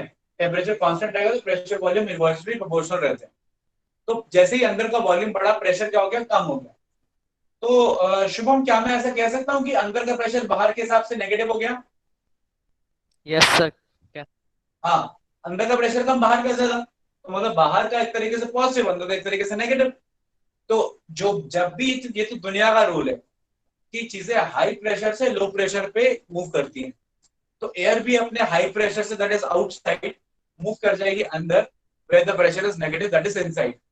इस तरीके की respiration को हम बोलते हैं negative pressure respiration. Clear? Amphibians इस तरीके से सांस नहीं ले रहे। एम्फीबियंस में अगर आपने डायग्राम में देखा तो मैंने क्या बोला था कि जबरदस्ती लंग्स के अंदर जबरदस्ती एयर को ठूसा गया है, ठीक है ना, पुश किया गया है, ठीक है। तो इस तरीके से जो जबरदस्ती पुश करना हो गया, ये जो रेस्पिरेशन है इसको हम बोलते हैं पॉजिटिव प्रेशर रेस्पिरेशन। जैसे कि फॉर एग्जांपल मैं आपको दो एग्जांपल देता हूं। मान लो कि तुम पानी में डूब गए, ठीक है, और तुमको पानी से बाहर निकाला, और हमने क्या देखा कि तुम्हारे तुम्हारे सांस नहीं आ रही है। तो एक होता है रिसक्सिशिएशन, ठीक है ना, जिसको सिंपली आप सिंपल टर्म्स में बोलते हो माउथ टू माउथ देना। उसमें क्या होता है, एक पर्सन अपने मुंह की हवा फोर्सफुली आपके लंग्स में भरता है ना। तो उस टाइम में वो आपके एयर जो है आपके लंग्स में जबरदस्ती भर रहा है, तो वो कैसे रेस्पिरेशन दे रहा है आपको? से positive pressure respiration. Positive pressure respiration. समझ गए? तब आपकी रेस्पिरेशन नेगेटिव नहीं पॉजिटिव प्रेशर हो जाती है। या अज्यूम करते हैं कि आपका आपका दिमाग जो है वो काम करना बंद कर दिया है बिकॉज ऑफ सम टॉक्सिसिटी, ठीक है ना। अब आपको आपको सांस लेने में दिक्कत हो रही है, उतनी ऑक्सीजन आप नहीं ले पा रहे हो, तो आपके लंग्स में ज्यादा ऑक्सीजन की जरूरत है, तो हम आपको वेंटिलेटर पे डालेंगे। और वेंटिलेटर क्या करेगा, जबरदस्ती एयर को आपके लंग्स में पुश करेगा कि जाओ जाओ, है ना। तो अब की बार जो आप रेस्पायर कर रहे हो वेंटिलेटर के ऊपर, वो कैसा रेस्पिरेशन हो गया? Positive pressure Exactly. रेस्पिरेशन। तो अब आप डिफरेंस समझ गए ना पॉजिटिव और नेगेटिव टाइप ऑफ रेस्पिरेशन में। तो yes negative sir. Pressure respiration humans में होता है, लेकिन फ्रॉग्स के अंदर पॉजिटिव टाइप ऑफ रेस्पिरेशन है, पल्मोनरी वाला, ठीक है ना, pulmonary respiration. I suppose respiration का कॉन्सेप्ट एम्फीबियंस के केस में क्लियर है आपको? Yes sir. ओके, सर्कुलेशन की बात करते हैं।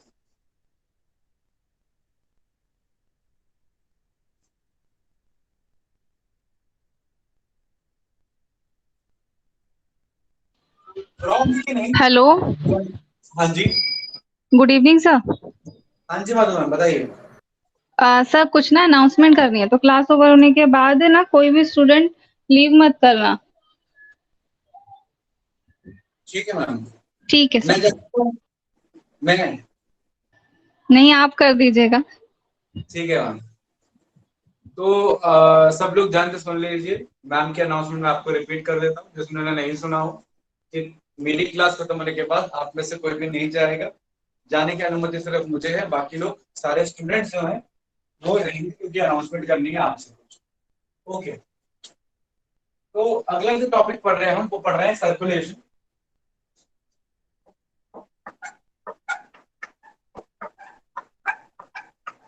आइए सर्कुलेशन की बात करते हैं, और थोड़ा मैं आपको थोड़ा इस पर टाइम लूंगा, ठीक है। तो इसको जरा ध्यान से समझेगा, समझने वाली चीज है।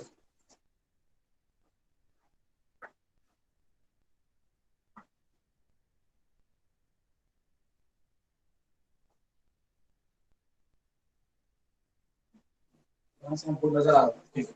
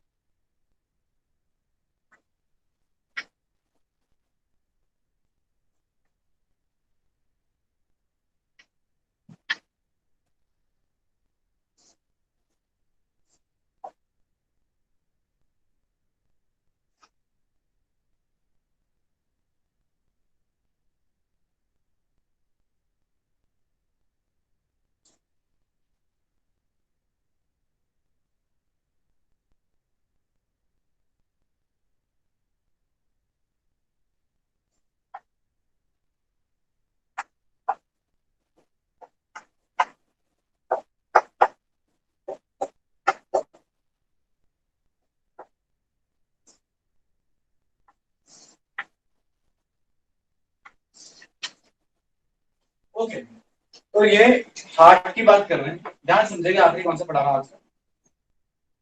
ये फिशेस का हार्ट है, एक ऑरिकल है एक वेंट्रिकल है, थोड़ा अटपटा लगेगा सुनने में।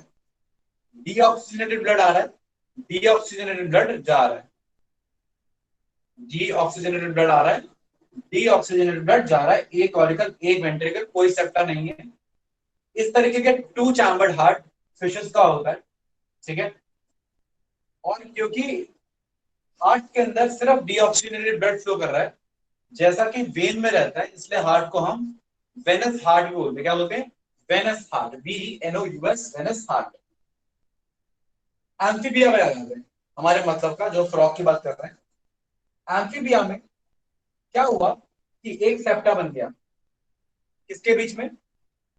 ऑरिकल के बीच में, मतलब ऑरिकल आधे आधे बढ़ गए। तो ये हो गया लेफ्ट ऑरिकल, ये हो गया राइट ऑरिकल, तो दो ऑरिकल हो गए लेफ्ट और राइट, लेकिन वेंट्रिकल एक ही रहा। तो कितने चैम्बर्ड हार्ट हो गया? 3 चैम्बर्ड हार्ट। क्लियर? एक तरफ आ रहा है oxygenated blood right, left auricle से, राइट ऑरिकल में आ रहा है डीऑक्सीजनेटेड ब्लड। ये दोनों ब्लड वेंट्रिकल में मिक्स हो रहे हैं और फिर एक मिक्स्ड किस्म का ब्लड जा रहा है बॉडी में। तो मतलब दो तरीके के ब्लड आते हैं, एक तरीके का ब्लड जाता है। इसमें एक ही तरीके का ब्लड आता है, एक ही तरीके का ब्लड जाता है। क्योंकि एक ही तरीके का ब्लड आ रहा है, एक ही तरीके का ब्लड जा रहा है, इसको बोलते हैं सिंगल सर्कुलेशन। दो तरीके के आ रहे हैं, एक तरीके का जा रहा है, इसको बोलते हैं हाफ डबल सर्कुलेशन या सेमी डबल सर्कुलेशन या इनकम्प्लीट डबल सर्कुलेशन। तो ये सिंगल सर्कुलेशन है, ये इनकम्प्लीट डबल सर्कुलेशन है विद 3 चैम्बर हार्ट। ये रेप्टाइल्स का हार्ट है। एक सेप्टा ये है जिसकी वजह से एक लेफ्ट ऑरिकल राइट ऑरिकल बना हुआ है, जस्ट लाइक एम्फिबियंस। दूसरा सेप्टा इंटरवेंट्रिकुलर सेप्टा है, लेकिन ये सेप्टा पूरा डेवलप नहीं हुआ है, आधा ही डेवलप है। इसलिए इनके पास भी एक ही वेंट्रिकल है। मैं दो वेंट्रिकल तब बोलता जब पूरा डेवलप हो गया होगा, लेकिन पूरा नहीं हुआ, अभी डेवलप होना शुरू हुआ है। तो इसलिए वेंट्रिकल एक है, दो ऑरिकल है, मतलब इनका हार्ट भी कैसा हो गया? 3 chambered heart. Clear? 3 chambered heart. इनके पास भी डीऑक्सीजनेटेड आएगा लेफ्ट साइड, राइट साइड में, ऑक्सीजनेटेड आएगा लेफ्ट साइड में। दोनों ब्लड वेंट्रिकल में मिक्स हो जाएंगे और मिक्स होने के बाद अल्टीमेटली बॉडी में डिस्ट्रीब्यूट होंगे। तो वी कैन अल्टीमेटली से कि इनका हार्ट भी 3 चैम्बर्ड हार्ट है, अगेन इनकम्प्लीट डबल सर्कुलेशन। आखिर में हमारे पास ये वाला हार्ट है जो बर्ड्स का है और हमारा यानी मैमल्स का है। इंटरवेंट्रिकुलर सेप्टा पूरा डेवलप हो चुका है, हालांकि ऐसा क्रोकोडाइल में भी है, that is exception of reptile. बाकी बर्ड्स और मैमल्स में पूरा सेप्टा डेवलप हो गया है, जिससे दो ऑरिकल हो गए हैं, दो वेंट्रिकल हो गए हैं। तो सर दो ऑरिकल, दो वेंट्रिकल, 4 चैम्बर्स हो गए हैं। अब क्या रहेगा? कोई मिक्सिंग नहीं होगी। डीऑक्सीजनेटेड ब्लड इस साइड में, ऑक्सीजनेटेड इस साइड में। जब हार्ट पंप करेगा तो एक तरीके का ब्लड नहीं, दो तरीके के ब्लड जाएंगे। ऑक्सीजनेटेड वाला बॉडी में डीऑक्सीजनेट होने के लिए, डीऑक्सीजनेटेड वाला लंग्स में ऑक्सीजनेट होने के लिए। तो क्या था circulation? Double circulation, property of birds and mammals. तो birds and mammals, reptiles, amphibians and fishes. I suppose ये बात आपकी क्लियर है कि क्या डिफरेंस है इन द हार्ट या circulation of different different vertebrates. कोई डाउट है तो पूछ लो।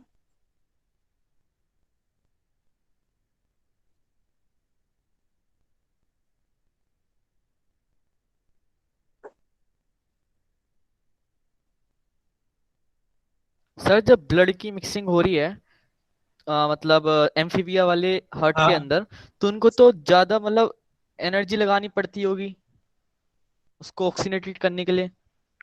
देखो वो सब बातें हम बाद में करेंगे। एनर्जी किस में लगानी पड़ती है मैं समझा नहीं।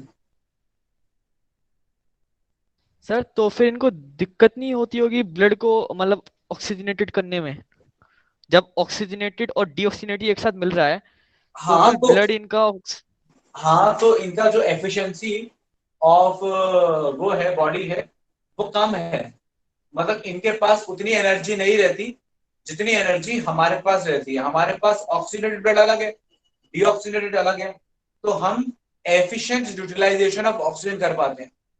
एम्फीबियंस, रेप्टाइल्स और फिशेस उतना एफिशिएंट यूटिलाइजेशन ऑफ ऑक्सीजन नहीं कर पाते, और जो ज्यादा एफिशिएंटली ऑक्सीजन को इस्तेमाल कर पाएगा उसके पास एनर्जी उतनी ही ज्यादा होगी, और जितनी ज्यादा एनर्जी एक ऑर्गेनिज्म के पास होगी फालतू कामों में वो उस एनर्जी को इस्तेमाल कर सकता है।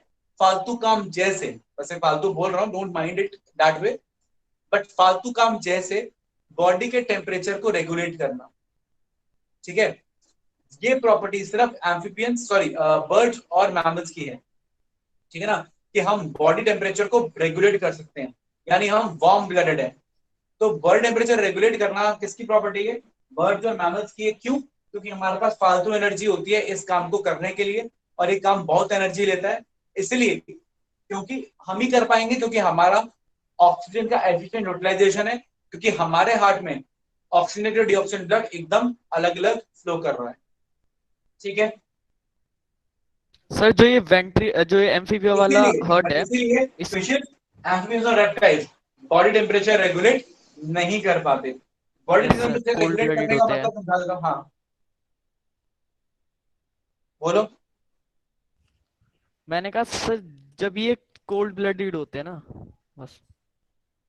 हाँ कोल्ड ब्लड होते हैं। अब बॉडी टेम्परेचर रेगुलेट करने का मतलब भी समझा देता हूँ। उसके लिए मेरे हेल्प कौन करेगा, क्या नाम है इसका, शुभम को छोड़ के एक स्टूडेंट चाहिए मुझे जो मेरी बातों का जवाब दे सके। मैं करूँ सर? मैं सर। नाम बोलो। अनस। अनस। अनस मेरी बात ध्यान से सुनना। Yes sir. अनस मैं तुमको ले गया लेट से इक्वेटर के पास किसी रीजन में, मतलब किसी हॉट कंट्री में, जैसे कि लेट से अफ्रीकन कंट्री में ले गया, थार डेजर्ट ले गया, थार डेजर्ट, ठीक है। Yes sir. तो थार डेजर्ट में बाहर का टेम्परेचर है लेट से 55 डिग्री सेल्सियस, ठीक है। Yes sir. ओके। तुम्हारे मुंह में थर्मोमीटर लगाया, टेम्परेचर यस सर। कितना आएगा? सर जो उस टाइम मेरे बॉडी का टेम्परेचर होगा। कितना होगा गुरुजी? कितना सर होता है? 37। हाँ 37 degree Celsius, right. Yes yes sir. 98.6 degree Fahrenheit, 37 degree Celsius, ठीक है। बहुत ही बढ़िया। अनस, अनस अगला सवाल। तुमको मैं लेह लद्दाख ले गया, टेम्परेचर है -5 डिग्री सेल्सियस, ठंड पड़ रही है एकदम जोरों की, तो मैं फिर से मैंने थर्मोमीटर लगाया, क्या टेम्परेचर आएगा हमारी बॉडी का? सर यही आएगा 37 डिग्री सेल्सियस। 37 डिग्री सेल्सियस ही आएगा। इसका मतलब ये हुआ कि जब बाहर बहुत ज्यादा गर्मी है, हमारे वो गर्मी अंदर भी आ ही रही होगी। हर चीज तो कांस्टेंट रहनी चाहिए ना। अब एक बॉटल है, अब इस बॉटल को मैं उठा के 55 डिग्री सेल्सियस वाले रीजन में रख दूं, तो ये बॉटल में क्या होगा, इसका टेम्परेचर 55 डिग्री हो जाएगा, ठीक है ना। हर ऑब्जेक्ट का हो जाता है आसपास का टेम्परेचर। तो 55 डिग्री टेम्परेचर में इस बॉटल का टेम्परेचर तो 55 हो गया। आप भी तो ऑब्जेक्ट ही हो, आपका टेम्परेचर भी 55 हो जाना चाहिए था, लेकिन वो 55 हुआ नहीं हुआ। आपका टेम्परेचर 37 ही रहा। मतलब अंदर हम अपने टेम्परेचर को बाहर से चेंज नहीं होने दे रहे। बाहर चाहे 55 है, हम अंदर मेहनत करके उसे 37 पे मेंटेन कर रहे हैं। सेम लेह लद्दाख में, बोतल तक रखे लेह लद्दाख में पानी जम जाना चाहिए, है ना। -5 पे जम जाएगा पानी, ठंडी हो जाएगी Yes, बोतल, लेकिन आपका खून, आपका फ्लूइड, आपकी बॉडी के अंदर, वो तो उससे तो कुछ नहीं हो रहा। वो तो अभी भी 37 डिग्री सेल्सियस पे ही है बॉडी की टेम्परेचर। इसका मतलब अंदर हम टेम्परेचर को कहीं ना कहीं बढ़ा रहे हैं। बाहर गर्म ठंडा है, लेकिन अंदर हम हीट प्रोड्यूस करके टेम्परेचर को 37 में मेंटेन कर रहे हैं। तो यही जो टेम्परेचर को मेंटेन करना है, ये प्रॉपर्टी सिर्फ बर्ड्स और मैमल्स की है प्रॉपरली। हम ही अपने टेम्परेचर को फ्लक्चुएट, मतलब कि फ्लक्चुएट होने से रोकते हैं, मेंटेन करते हैं। बाहर ज्यादा तो कम लेके आएंगे, बाहर कम तो ज्यादा लेके आएंगे, मेंटेन रखेंगे 37 पे। ये प्रॉपर्टी हमारी ही है बर्ड्स की और मैमल्स की, हैविंग 4 चैम्बर्ड हार्ट। बाकी सारे टेम्परेचर रेगुलेट नहीं कर पाते। इस बारे में फर्दर बात आगे करेंगे। किसी को कोई डाउट हो तो अभी पूछ लो, बाकी बात सर अगली क्लास टेस्ट में। से डाउट पूछना था। आप पूछो। सर एक क्वेश्चन आया था कि most widely Rudyard honey bee species of India is. Most widely reared, हाँ यस सर, तो सर इसका एपिस मेलिफेरा होना चाहिए ना, क्योंकि रियर्ड बोला उसने। अच्छा एक बात बताओ, मेरे सवाल का जवाब देना। एक दो मक्खियां हैं, ठीक है ना, 2 मक्खियां हैं। एक मक्खी है तुम्हारी, ये क्या कहते हैं इसको, एपिस ये इंडिका। मेलिफेरा, और एक है इंडिका, ठीक है। अब तुम्हें पता है कि मेलिफेरा का हनी जो है वो बहुत ज्यादा बेटर होता है और इंडिका का हनी उतना बेटर नहीं होता। तो तुम कौन सी वाली बी अपने यहाँ पे आर्टिफिशियल बी हाइव बनाओगी तो लेकर आओगी? मेलिफेरा। मेलिफेरा लाओगी ना। तो मेलिफेरा का हनी कंटेंट इसलिए ज्यादा है, आप सुन लें ध्यान से, मेलिफेरा का क्योंकि हनी कंटेंट ज्यादा है, इसलिए जब हम आर्टिफिशियल बिहाइव बनाते हैं तो हम प्रेफर करते हैं कि हम मेलिफेरा इस्तेमाल करें, ठीक है। तो क्योंकि उसने रियर्ड बोला ना, रियर्ड मतलब आर्टिफिशियल की बात करी, तो उसमें मेलिफेरा आएगा। अगर यही सवाल होता, सुनना ध्यान से, अगर यही सवाल होता कि कौन सी वाली बी ज्यादा पाई जाती है, कौन सा वाला नेचुरल प्रोड्यूस हनी इंडिया में ज्यादा प्रोड्यूस करने वाली कौन है, तो इंडिका आता। देखो 2 तरीके से हनी बेचा जाता है, एक ऑलरेडी बने हुए छत्ते में से चुरा के बेच दिया, निकाल के बेच दिया। चुरा के इसलिए बोल रहा हूँ क्योंकि वो है हनी बी का, है ना, तो हनी बी का ऑलरेडी छत्ते में से चुरा के बेच दिया एक। दूसरा खुद आर्टिफिशियल बी हाइव बनवाए और फिर उसमें बी हाइव बना के बीज इंट्रोड्यूस करी, फिर उन्होंने हनी प्रोड्यूस किया, फिर वो हनी चुरा लिया। तो 2 तरीके हैं। तो जब नेचुरली हम हनी लेने जाएंगे जंगल में तो ऑफ कोर्स वो इंडिका का ही होगा, क्योंकि इंडिका ही मोस्ट कॉमन है इंडिया में पाई जाने वाली। लेकिन जब हम आर्टिफिशियली जा ही रहे हैं तो we go for the most honey producing bee. ठीक है, क्लियर है? Yes sir. सर फिर इसका आंसर एपिस मेलिफेरा होना चाहिए ना, वो टेस्ट में मैंने यही टिक किया था, लेकिन उसका आंसर उन्होंने एपिस इंडिका दे रखा था। कोई बात नहीं, आपका आंसर ठीक है, बहुत ज्यादा इंपॉर्टेंट है। Yes sir. और सर एक और क्वेश्चन था वैसे टेस्ट में कि which of the following is the secretion of an insect. हाँ, तो सर उसमें ना दोनों चीजें थी, हनी भी था ऑप्शन में और लैक भी था। तो सिक्रीशन तो इंसेक्ट की दोनों ही है, हनी भी और लैक भी। हनी नहीं है, हनी तो नेक्टर है, पार्शियल डाइजेस्टेड नेक्टर है। नेक्टर पेट में लेके गए, पार्शियल डाइजेस्ट किया, उल्टी कर दी, तो हनी इज उल्टी, vomit of honey bee. Secretion नहीं है, सेक्रेशन लैक है। लैक उसके सैलिवरी ग्लैंड का सेक्रेशन है, लैक इंसेक्ट के। Okay sir, thank you sir. और कोई डाउट किसी का? सर एक क्वेश्चन कंफर्म करना था। करो कंफर्म करो। ये least developed system in echinoderm, locomotory excretory, least developed system in echinoderm, तो इसमें एक्सक्रीटरी आएगा ना? हाँ, एक्सक्रीटरी है नहीं, किडनी बिडनी उसके पास कुछ नहीं, एक्सक्रीटरी। ओके।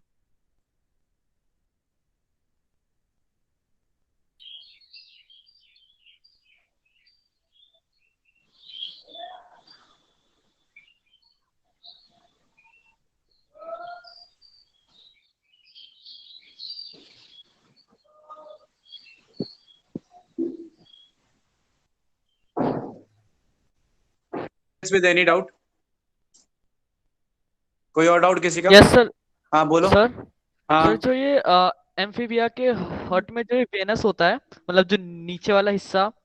हाँ, एम्फीबिया के हार्ट में क्या होता है? सर वेंट्रिकल जो होता है। एम्फीबिया के हार्ट में जो वेंट्रिकल होता है, अच्छा हाँ। सर उससे ब्लड जो होता है वो कहाँ पे मतलब जाता है? उसके बॉडी में जाता है, उसके लंग्स में कहाँ पे जाता है उससे मतलब? उसकी बॉडी में जाएगा, हर जगह जाएगा, लंग्स में भी जाएगा, और अच्छा, मतलब एक ही जगह से वेंट्रिकल जो होता है, वेंट्रिकल, हाँ, हाँ बॉडी में भी वेंट्रिकल। जाएगा और लंग्स में भी जाएगा, दोनों जगह जाएगा, सब जगह जाएगा।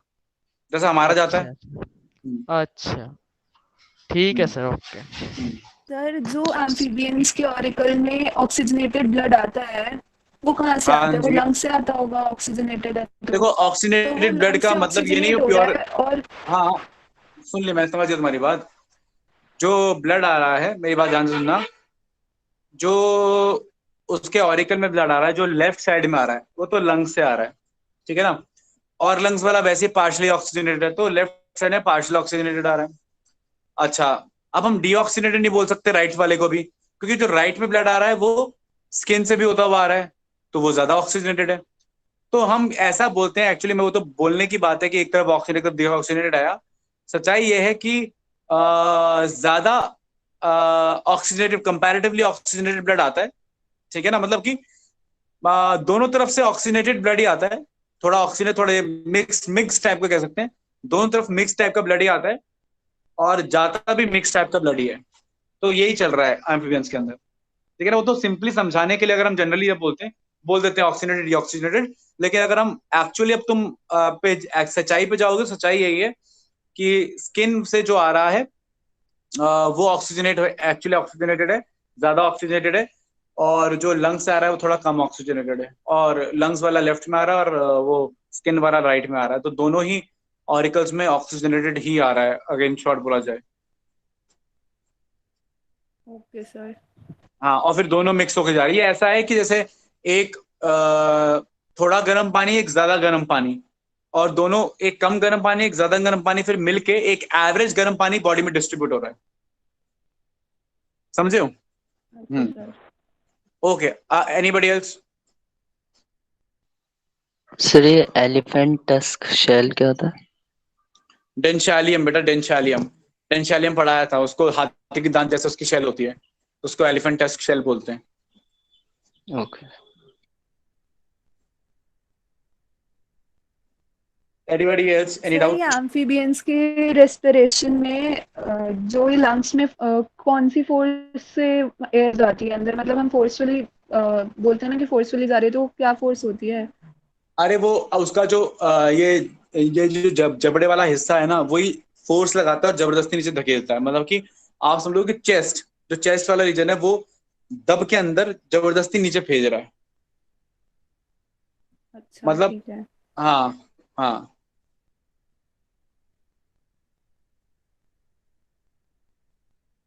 Anybody else? चलिए फिर मैं जा रहा हूँ, आप लोग अनाउंसमेंट सुन के